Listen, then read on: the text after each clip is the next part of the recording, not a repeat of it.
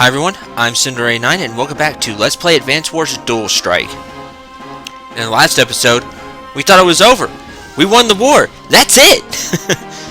Unfortunately, no. Black Hole has a few tricks left up their sleeve, unfortunately for us. And I'm going to warn you, this is where the game, kind of starting with last chapter for sure, but now the game starts to really get tough. To me. The missions become more complex, more complicated, and the COs are nothing to sneeze at either. So, yeah, this is where it's gonna start to really get rough. So, let's get started with Mission 23. Commander Rachel! We have a situation here! What's going on? I'm supposed to be going on leave today. I was planning on visiting Macroland. Yeah, I don't blame you, Rachel. War's over. We won. We're under fire! It's Black Hole! What? Black Hole's attacking Omegaland. They're everywhere! They're systematically destroying every factory in sight! Yeah, not good. How's that possible? Where'd they get their army? Yeah, we blew up their big black obelisk thing. Can't heal anymore. Okay, send out the call to all allied COs. We have to regroup and push them back. Our factories are destroyed. Almost all of our units have been wiped out. How are we going to fight back? This is looking bad. Call my sis. Call Commander Nell. Tell her we need reinforcements. Yes, sir. Will she make it in time? She'd better. We gotta hang on with the units we have. Thought this war was over. So did I, Rachel. Alright, everyone here? How did Black Hole manage to launch a surprise attack? Shoot. There goes my root beer and bratwurst tasting tour. Now that is truly a shame. Not even joking. That's a shame. How's it look, Rachel? Not good. Black Hole has already taken several of Omegaland's territories. For now, we must guard Blue Water Sea at all costs. If it falls, Omegaland is defenseless. What's the enemy's strength? According to our intel, they outnumber us 3-1. 3-1? We were beating them left and right. What's going on? No way! Yeah, exactly. My sentiments too, Colin. Macroland reinforcements are coming. We'll just have to hold out until then. Be brave! We must defend Omegaland! Let's do this thing.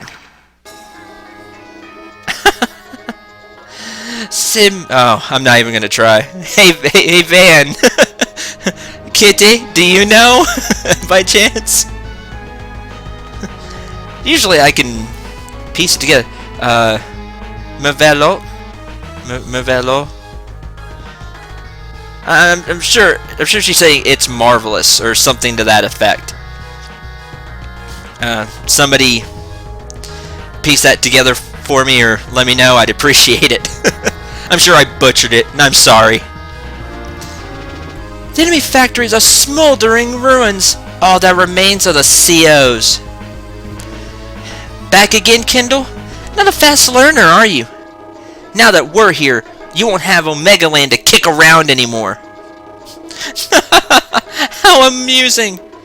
What do you think you can do with such a teensy, pathetic army? Why, you...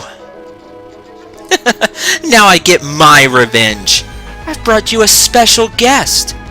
Please give a warm welcome to Commander Olaf of Black Hole. Wait, what?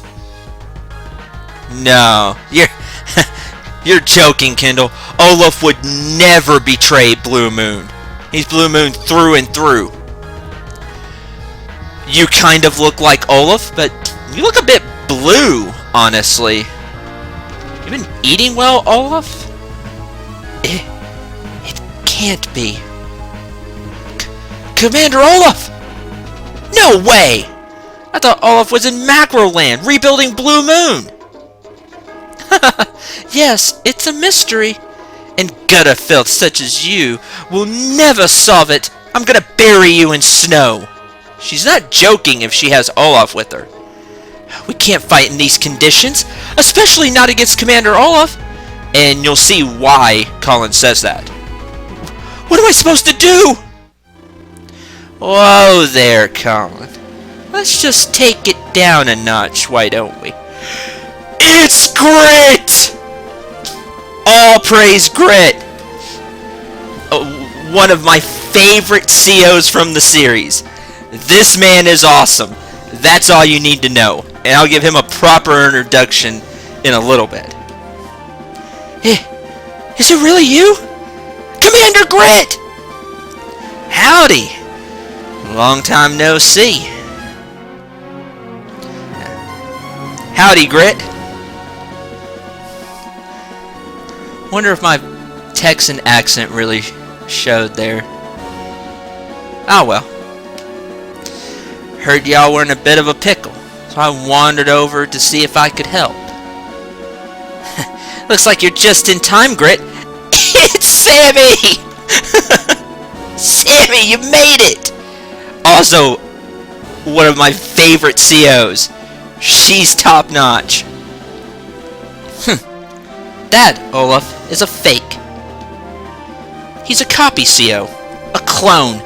It's more Black Hole's nefarious technology. And Sonya. And you've got some of my all-time favorites here from the previous series. Sonya really connects with me as being she's a great strategist. She's a top-notch strategist. So, got a connection to her that way. The real Commander Olaf is alive and well back in Macro Land. Sonya! Hey, ya kiddo! How long has it been?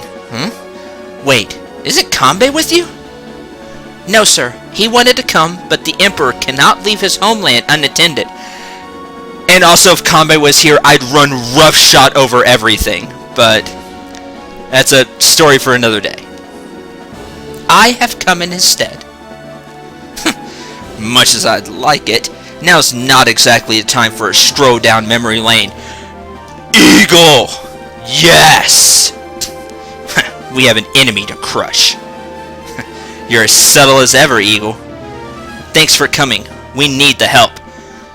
Eagle is amazing. It's all you need to know. And you'll see our Macro Land CO counterparts soon. Blue team is in position, awaiting your orders. Green team's in position, ready to move out. Well done. Okay, Commander Rachel. We're awaiting orders. Now, Rachel's still in command. She's the Allied Nations Supreme Commander. So, let's get going. Thanks, Sonya. And everyone else who came from Macro Land. Now we can win this fight. Let's go kick some black hole tail. Okay. Thanks to backup from the Macro Land COs, now we have a fighting chance. Basically, this orange team was what we had left to defend with. That's how it always seemed to me. Which isn't much. We would have been done. But we have reinforcements from Macro Land. We have the blue team, which has a carrier, a battlecopter, a bomber, and a stealth. Yay for a stealth fighter. A couple of APCs to replenish the air forces and the carrier if need be. And also some indirects. On the green side, we got some heavy-duty reinforcements in the version of one of every type of tank, a battleship, an artillery and anti-air, and of course APCs to replenish. And all the orange team has is APCs and a couple of mech units. Now, our foe is no joke. They have a whole bunch of roads. Excuse me. And here, sooner than later, they're going to be trying to break through this pipe using the pipeline. As you can see, that's also where the cannon's firing range ends. The big key to this battle will be surviving the initial rush through the pipelines. If you're lucky, the enemy will waste turns using the anti-air and the tank to break through the pipeline, instead of moving them out of the way and bringing, let's say, the mega tank up and the medium tanks to break through quicker. You're going to want to make these 3 pipelines your wall of defense. You'll place a unit here, and then use indirects like the battleship and the artillery, and especially the blue team, to pound away at the enemy force. Then, once you've diminished their firepower, you break through and blow up the cannons, or take the HQ. As you can see, I can't go up any further. There is no way for any black hole unit to reach you except through these 3 pipeline seams. Period. So, guard the entranceways. Make blockades. Make choke points. Now, as you see, the orange team really doesn't have much to combat with. But the orange team is the only one out of the 3 to have infantry units. As you can see, we have 3 missile silos here. We'll want to use these to weaken the enemy force. We'll probably want to hit the mega tank or the medium tank, or fire the missiles here and weaken the first blow. Depends on how it shakes out.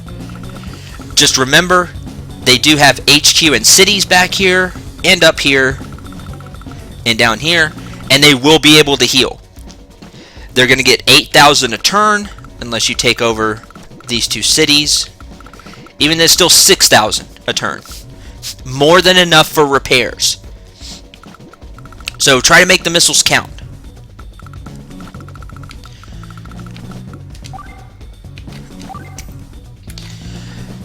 Today we'll be fighting Kindle, which we already know everything about Kindle. And thanks to Sonya's intel, we know this is a fake Olaf. Olaf may be a pompous braggart, but his tactical prowess has earned him the respect of his peers and the admiration of his people. Unfortunately, black hole technology is very, very good. This Olaf will work like if we had the real Olaf here. His special thing is winter weather poses no problem for Olaf or his troops. Snow even causes his firepower to rise, and his troops can move through it with no fuel penalty.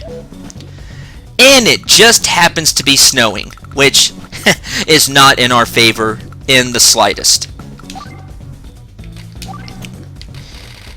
Going over Olaf's powers, there's Blizzard, is his regular CO power.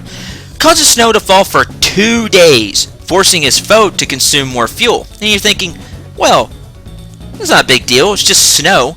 Olaf also gets a firepower boost. And this works on a map that normally wouldn't have snow. He causes snow to fall for 2 days, period. So for the next 2 days, that day and the next day, he's going to have a firepower boost. And he doesn't have to worry about fuel like we do.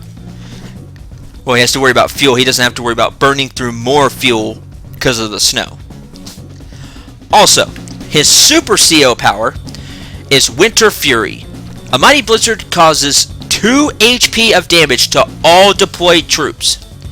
The snow will also force the foe to use more fuel, because it will begin snowing, just like Blizzard. Plus, he gets the added bonus of doing 2 HP of damage to all deployed troops. Yeah, not good.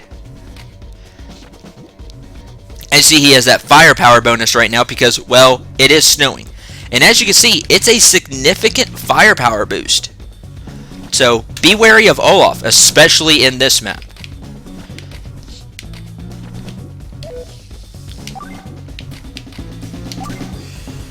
Now, as you can see, we have our whole contingent of COs to choose from. And this video will be just a introduction, I should say, because I'm going to be going over each of these in detail. So, let's look at Sammy, one of my favorite COs. She does have a 1-star tag with Sonya and a 3-star tag with Eagle. Yeah. A strong-willed orange star special forces captain who loves long hair. She is a special forces captain. As an infantry specialist, her foot soldiers do more damage and capture faster. Non-infantry direct combat units have weaker firepower.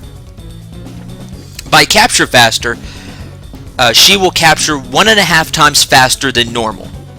So, if I remember correctly.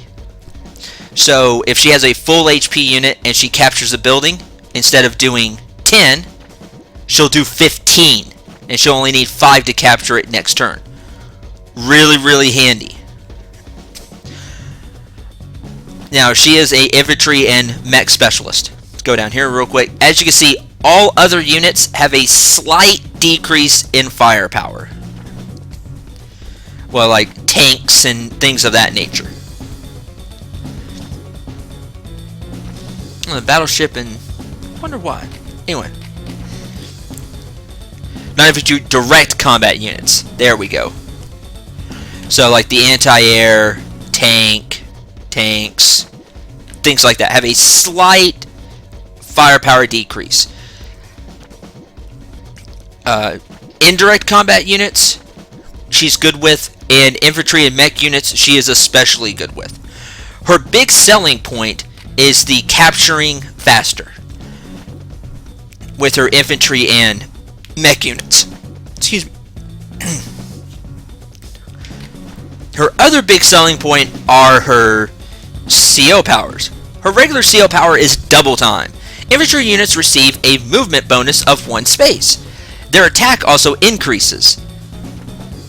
Double time is neat. If that city was just out of reach, double time, make it, and start capturing. Mech units can move 3, so they move like infantry, and infantry can move 4.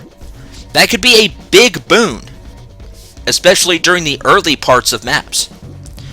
Her super CO power is where she shines. Victory March. Increases all foot soldiers' movement by 2 spaces and gives them an attack bonus. They can capture in 1 turn even if they're not at full HP. Victory March is amazing. So let's say there's all the ground is plains. I have a 1 HP infantry unit and the headquarters just happens to be 5 spaces away. Victory March, move the 5 spaces, instant capture, you win. Bang, that's it. Map's over. You can HQ capture with Sammy easily if you play it right. You just have to get close to the HQ with either an infantry or mech. Get close enough to where they can capture with the 2 extra space movement. Capture, that's it. Game over. Go, go, Sammy.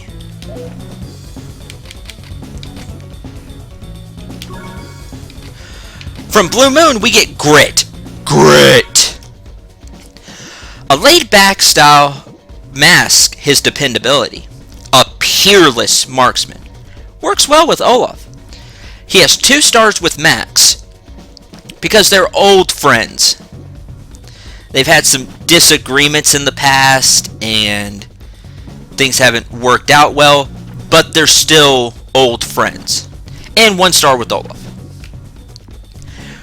Range for distance weapons is 1 space greater than other COs.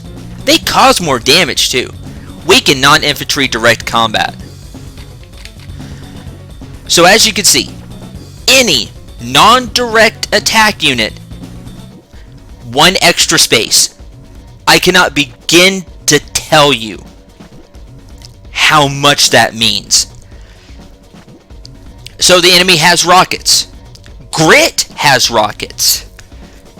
Grit's rockets can hit the enemy's rockets and not be fired upon next turn, using that one extra space.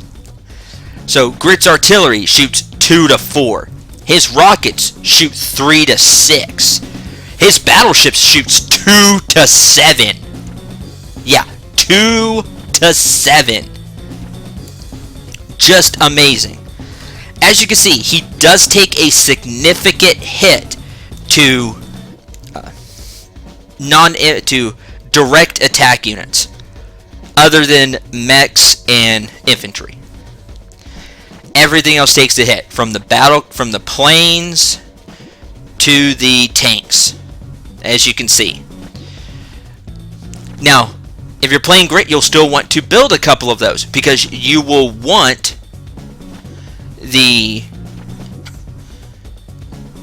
defense there. You know, to stall and stop the enemy from getting to your indirects. But build some indirect units, use them well, and have him shine. And man, can he shine. You just have to keep his weak points in mind, play to Grit's strengths, and you'll be fine. Now let's get even more fun with Grit's ranged weapons. As I said, he is a peerless marksman. His CO power is Snipe Attack. Increases the range of distance weapons by 1 space. That's right, you thought Grit didn't shoot far enough? Have him shoot 1 extra space that turn. And the attack strength of these units also increases, making artillery deadly, making rockets lethal, and making battleships feel like you're using a broken unit. If that wasn't enough, his super CO power is Super Snipe, really showing off his marksman skills. Distance weapons can shoot 2 spaces farther than normal. Let's put this into perspective. If Grit uses Super Snipe, his battleship could shoot from 2 to 9. I'm going to let that sink in for a second.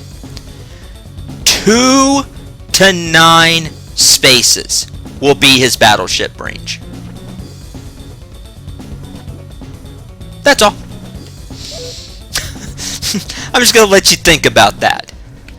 And why, you know, I like marksmen and things like that. And Grit personifies that. Moving over to the reinforcement we got from Green Earth, we have Eagle. Green Earth's daring pilot hero joined the Air Force to honor his father's legacy. He has 2 tac stars with Andy from the first game. We won't see him, unfortunately. I'll make sure some extra video show him off. Same thing with Drake. And of course we know he has the 3 stars with Sammy. Eagle is a flyboy, for sure. Air units use less fuel than those of other armies, and also have superior firepower. Naval units have weaker firepower, as you can see. So, he's not good with sea units, but he rules the air. That's it. He is the... he's your ace. There. Like, your... Ace is an ace pilot. He's the ace of the skies. His CO power is Lightning Drive, able to move non-infantry units twice during a turn, but their firepower is cut in half. The way Eagle, and I'll do his super CO power before going into explanation. Lightning Strike is his super CO power, able to move non-infantry units twice during a turn, with no firepower penalty. Eagle's CO gauge is huge. Like, it's almost as big as Hawk's, if I remember right. I think Sammy's is really big as well, because they have such strong powers. So, the way Eagle's CO powers will work is, first of all, you want him to go first. That's how it works. I want to make sure I get this right, because I always end up doing it backwards the first time. I believe you move all your units, then use the CO power, and then all the units can move again. That's why you want Eagle to go first if you're tagging with him, because you'll move all of his units, tag, all of Eagle's units can go again, change to the second CO, move a third time. If you were not using a tag team, Eagle was alone, you'd move all his units, super CO power, or CO power, and move all your units again. That's Eagle's amazing power. You just have to remember, if you use just his CO power, firepower is cut in half. So it's a good way to get someplace, but don't expect to do a lot of damage. With Lightning Strike, go nuts. And as a tag team, go extremely nuts, because you're going to get basically move every unit 3 times if you do it correctly. You're awesome, Eagle. I'd say about that. And lastly, we have Sonya, Kanbei's cool and collected daughter, who likes to plan before acting. She excels in information warfare. All units have extended range, vision range in Fog of War. Keeps HP intel hidden from foes. Manipulates info to reduce enemy terrain effects by 1. In the second game, she didn't have that last effect, if I remember correctly. So it's good that she has it here. She has 1 star with Sammy, as we already know. She has 1 star with Lash. Figure that one out. If you're a Advanced Wars veteran, they clashed a lot. But they're both geniuses in their own rights, in different ways. And of course, she has 3 stars with her father, Kanbei. Unfortunately for Sonya, she's not exactly great in the campaign. I love her character, don't get me wrong. I love Sonya's character. I like that she's the, prodigy, genius, strategist. I love that. I love her character. The extended vision range in Fog of War is nice. I believe it's 1 extra vision for all units. So even the units that normally couldn't see that well, now can see that 1 extra space, and that could help. The keeps HP intel hidden from foes.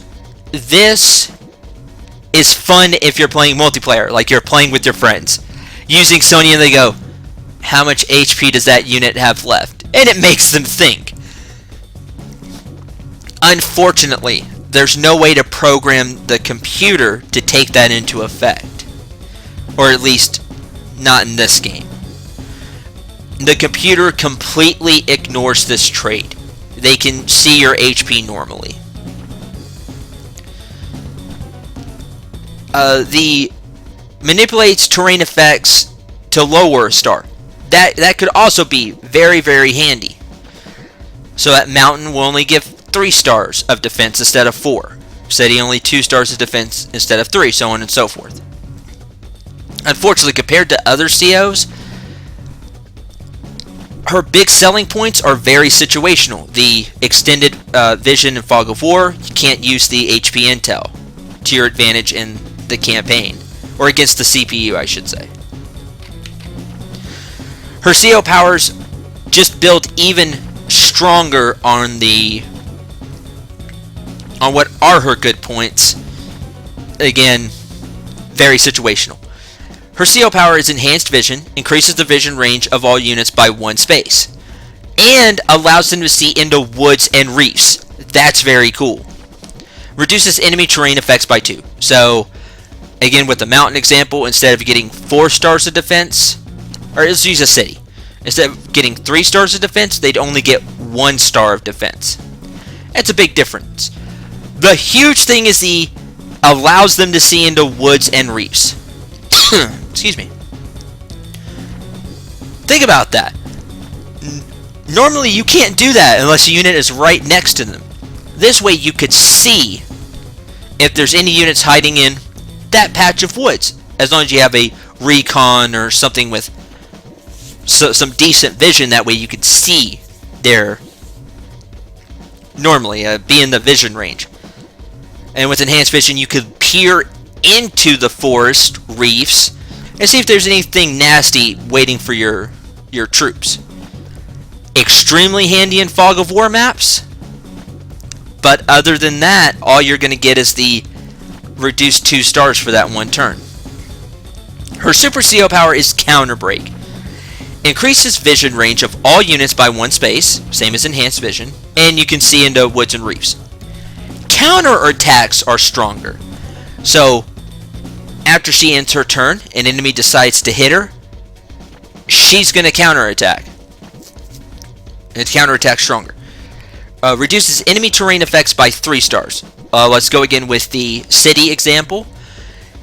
If she uses counter break, instead of getting 3 stars of defense, you get none. It's like you were on road. That's a really huge difference. It really is. The counterattacks are stronger. I don't know the exact percentages to that, exactly how it works. I don't know. I'm sorry to say. I really don't know exacts like that. But the counterattacks are stronger, and it is noticeable, if I remember correctly. So, that's counter break. I like Sonya, don't get me wrong. Like I said, I love her character. Just as the, genius prodigy strategist. She can intel, she information warfare and knowing what you're up to and planning and strategizing. I like that a lot. She's extremely situational as a CO, however. So there we go. Let's get the team set up. I'm gonna have Grit and Max, do you believe? Yeah, Grit can make use of the bomber, the stealth, and the battlecopter. Well, here's where it becomes fun. You could put Eagle on the blue team and really take advantage of the bomber stealth. Or you could put Grit and really take advantage of the artillery and rockets. You could put Grit down here and abuse the battleship to no end. Put the battleship here and just use and abuse. He'd also have this 1 artillery to use.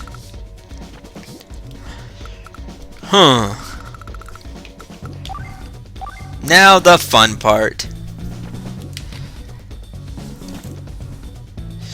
Fortunately, Rachel and Jake, the one with all the ranks, or most of the ranks, aren't going to do much. Oh, speaking of skills and ranks, let's go over the rank 6 skills really quickly.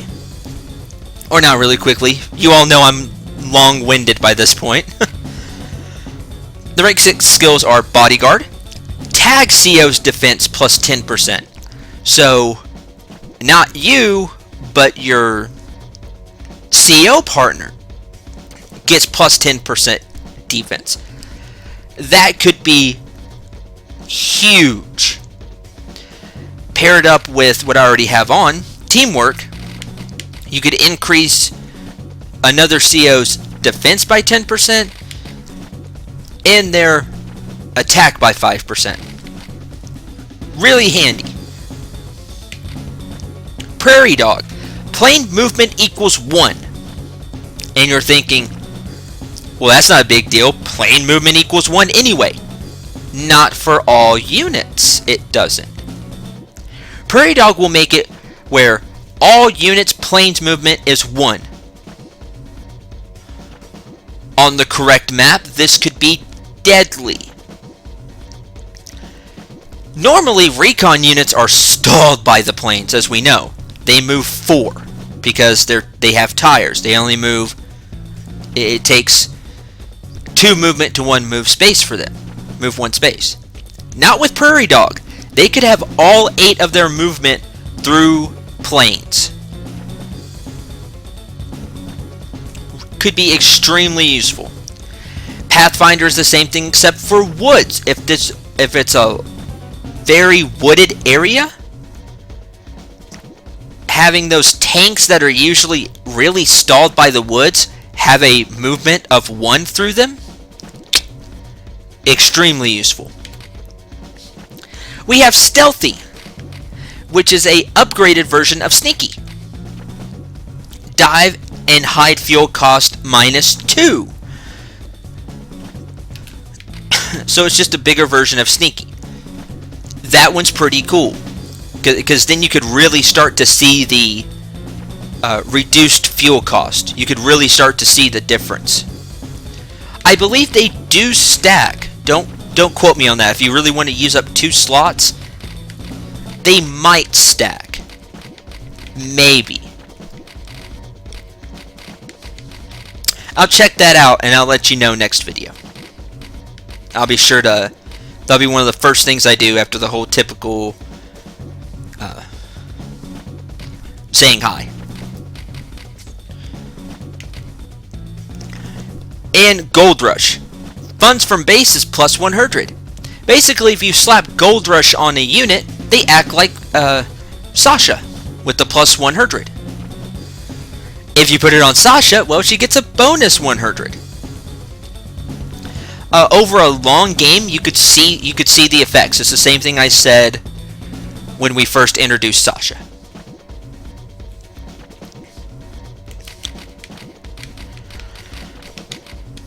Bodyguard.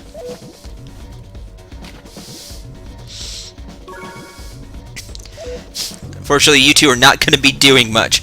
Let's try out our new COs. Do I want Grit to abuse the rockets? That's what this comes. Oh, and the carrier. Since I have Grit selected right now as the CO, you can see the difference. There's the 3 to 9 for the carrier. There's the 4 spaces for the artillery, and the 6 spaces for the rockets. Very cool. Unfortunately, the bomber, copter, and stealth will lose attack power. Oh, that's a shame. If I want them to have attack power, I could just switch to max. Of course, then we'd lose the range, but at some point the range won't be needed because we'll be really knee-deep in black hole territory. I'll use Grit there, why not?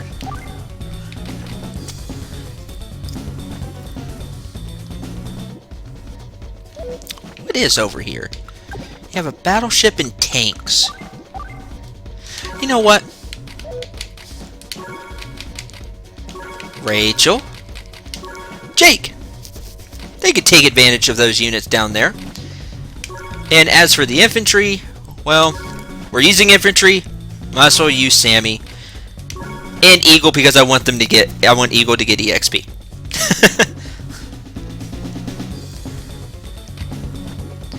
Use Grit Max and yeah, because they have the ranks and they're neutral with all units.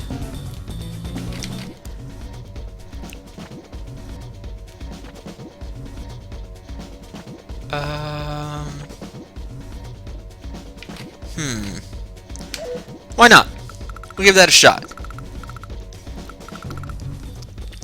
I'll really show off what Eagle can do in a different map. As you can see, you look to the left, the huge gauges that Eagle and Sammy have. Teamed up, I believe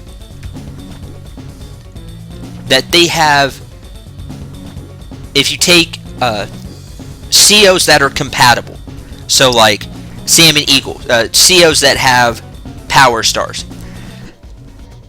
or that have tag stars together, I believe Sammy and Eagle take the longest to charge as a team. If you just took any two COs and slapped them together, Eagle and Hawk, if you put them together, they take the longest to charge, or take the most, doing damage and having it converted into, doing and taking damage and having it converted into power stars. They would take the longest. Anyway, whew. Sorry about that, but we had a lot to really go over with new COs and their powers and things like that. May just call this prep episode or something. Now I'll try to come up with a semi-clever title. I don't know how clever you all think my titles are. I think they're pretty clever, or at least have something to do with what the map goes to most of the time. Anyway, before I wrap this video up, go over the enemy forces. Quite a bit of anti-air. You'll want to take due caution with that. If you notice, there is one thing that they are lacking, that the enemy force is lacking: a fighter. Okay.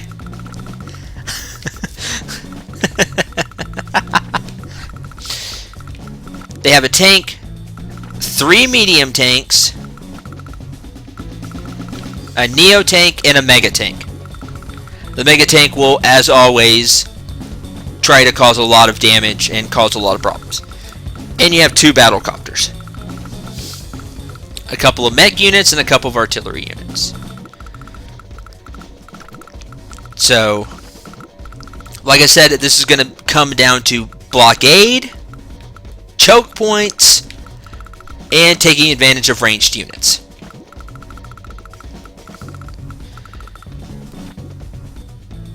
So, I'll go over into a few extra tips and tidbits in the next video. So, now that the prep work is done, I will see you all then. Bye, everyone.